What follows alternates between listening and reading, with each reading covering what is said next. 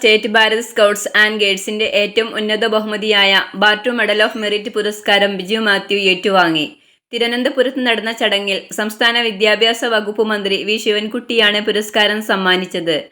ചടങ്ങിൽ director general of education N S. Umesh അധ്യക്ഷത വഹിച്ചു. State secretary N K. പ്രഭാകരൻ, സംസ്ഥാന adult resource commissioner Balachandran Parachottil, Kumari Thankachi, C P. Baburajan, Sheela Joseph എന്നിവർ സംസാരിച്ചു. സ്കൗട്ട്സ് ജില്ലാ ട്രെയിനിംഗ് കമ്മീഷണറും സംസ്ഥാനതല പരിശീലകനുമാണ് Biju Mathew. Tanur Rayiri Mangalam S M M. Higher secondary സ്കൂളിലെ ഇംഗ്ലീഷ് അധ്യാപകനാണ്.